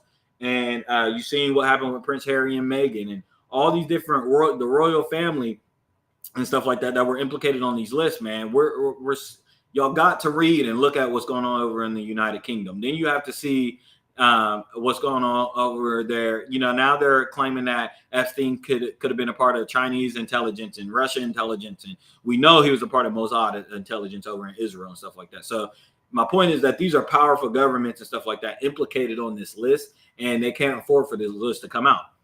So if we're on the edge of this coming out, and you got Virginia Jeffrey releasing tell-all books, posthumously, you got all the members on the Epstein, the victims of the Epstein list, trying to write books and come out with their version of the story since the government won't do it. We're seeing them attempt to stop and block this Epstein list at every step of the way. So I think a good element of them being able to do that is artificial intelligence. I'm sorry, I'm just telling y'all that if we enter this society with artificial intelligence and not being able to tell what is real, what is fake, they're able to get anything off. And then they're able to pass it off as, oh, no, that wasn't real, or don't believe yourself. Remember, we just went through a whole administration, guys. We just went through a whole 4-year social experiment where the government tried to convince us that Biden he didn't have dementia. They did that for 4 years. They told the American people, he's fine. Don't believe what y'all are seeing. We're going to piss on y'all and tell y'all it's rain. And 2 + 2 is 5 because we said it's 5. We just went through that social experiment for 4 fucking years. And then they admitted that he's sick. Now the dude is getting radiation therapy and all types. He's sick as fuck. He's sick as fuck. He's demented. He's delusional. You got Democrat members and people that worked a part of Biden's administration coming out and saying all the shit that they had to do to cover it up. Oh, it just reeks to high heaven. And so I'm saying that do not put it past our government, man. Do not put it past our government. They are going to use this artificial intelligence to confuse the American people on what is real or what is not. Meanwhile, we have 3i Atlas hovering in space above Earth. Our overlords are potentially up there. Who knows? This could be Jesus. This could be the city in the sky. This could be our saviors. This could be the Anunnaki. And NASA is hiding it from the American people. But meanwhile, they are, operating space defenses. These motherfuckers could be trying to shoot down God. Who knows? So let me see here if I can find what they did when they enacted the thing. I can't find it, but I'm just saying, man, it's something to definitely keep an eye on. 3i Atlas, and I do not think that the rise in artificial intelligence, they're calling it this AI bubble. And the AI bubble is really, really interesting because if you guys remember, there was a .com bubble in the late 90s, early 2000s, where there was a whole bunch of investments, just like there is with this AI thing with Stargate investments and NVIDIA and Larry Ellison and all these people invest Sora, ChatGPT, open source and Grok and Meta, all these people racing. They're dumping billions and billions and billions of dollars into this artificial intelligence way to where it better work, because we're in a no-win situation where if it does work, we're fucking screwed. And if it doesn't work, we're screwed, because I think 80% of the market right now of the S&P 500 is solely based off of any bit of our gains. And we know the S&P is at a historic rise, but that's solely based off the artificial intelligence investment from open source AI and Stargate and all that. Did you see the AI video of Trump coming down Air Force One and pretending to fall? Yes, I did. And I'm telling you guys, it's when they enact a lot of these dangerous things that they enact, they always roll it out. They're showing us the fun part of it. It's all fun now. It's all, you got Tupac and NWA. You got Hulk Hogan from the afterlife. You got Tupac in Cuba. You got Michael Jackson, and you got all the fun shit. Hee hee ha ha. Until it gets dangerous. Until it gets dangerous, guys. I'm telling you, this is not a coincidence that they're doing this at the same time that they're talking about police surveillance and they're talking about Palantir and you see what's going on over in the United Kingdom with digital IDs. All right. It's going to be all fun and games, man. Y'all clearly haven't watched enough sci-fi movies. Clearly. Because the shit that they told us about in sci-fi movies in 2000, they're literally rolling it out right in front of our face. And like I said, with gambling and prohibition and legalization of everything, they're basically saying, y'all have at it. Y'all have at it. This shit is crumbling before our eyes, but y'all have y'all's fun and shit like that while we operate and try to build a new kingdom for when this shit falls, man. And there's a lot of work to be done, guys. There's an energy crisis based off of the AI data centers. We're running low on water. There was already a water crisis earlier this year. You know what I'm saying?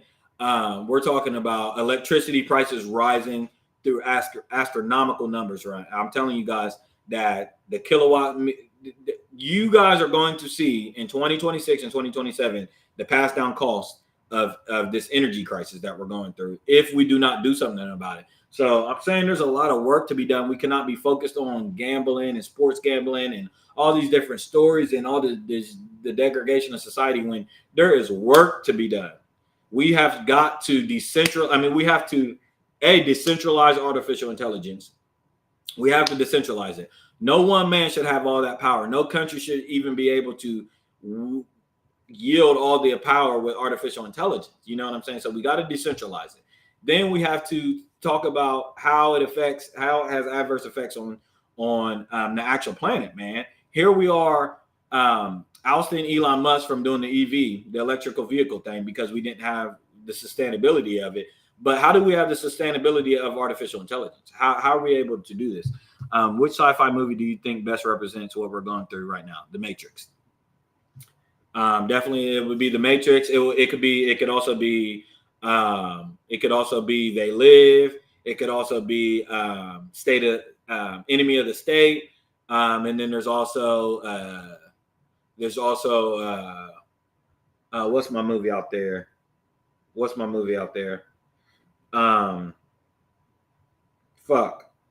It got the Terminator, but not the Terminator. It was in that element. Bobby says, Hunter, I'm with you 100%. What does that mean? Hunter ain't been on here in a long time. What are you exactly with Hunter about? Exactly. But ultimately, before I get off here, I'm just saying that everybody join the conversation on artificial intelligence, because right now they are putting this right under our nose without our vote, without our consent, as if the American people should not have any say-so on the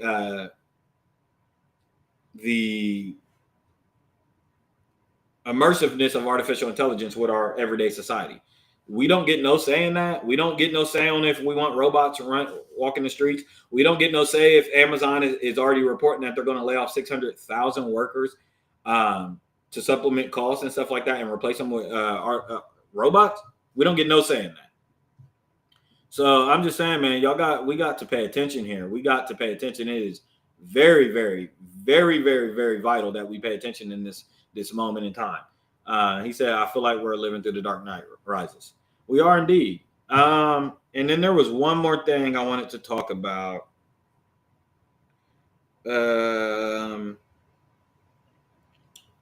I guess that's it. I'm just saying, guys, keep an eye on 3i Atlas. I know we had last Monday, we seen a lot of, I can't remember exactly what it was, but it was a whole bunch of things that went offline and had signal issues and stuff like that. We couldn't get our Ring cameras. Amazon was down and different things was down and stuff like that. I'm telling y'all, something is messing with the what is this?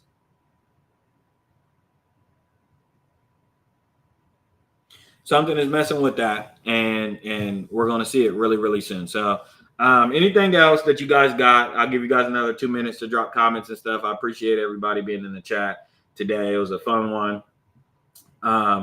Yeah, we're definitely going to have that.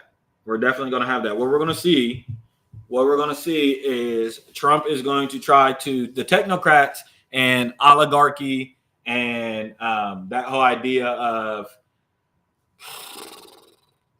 1984, George Orwell, I'm sorry. We're going to see Trump attempt to make another run at, he's going to try to have a third term. And Trump is I'm 99% sure Trump is going to be the last U.S. sitting president that's an actual human being. He's the last United States president, as we know. Trump is. We're going to have all types of we're just going to sell out to artificial intelligence and robots in our government and stuff like that. It's just the way we're headed, and it's really sad. And just like in all the movies, and you got to think in the Matrix and stuff, there was the Matrix where you existed in the Matrix, But outside of the Matrix, it was like the world had been just like circumvented. The world was destroyed. The pollution got the whole world. It was, and then we had to exist. Our consciousness was alive, but we had to exist in the Matrix because there was no world to turn into except Zion. There's the place Zion. But that's what we're entering. Peter Thiel, the reptile as president. Yeah, Peter Thiel for sure. So that's all I got today. I appreciate everybody for tuning in. It is Football Sunday, so I'm losing viewers as they tune into what's going on. I do got to eat, and I'm trying to chill. So I thank everybody for tuning in. It was a good one.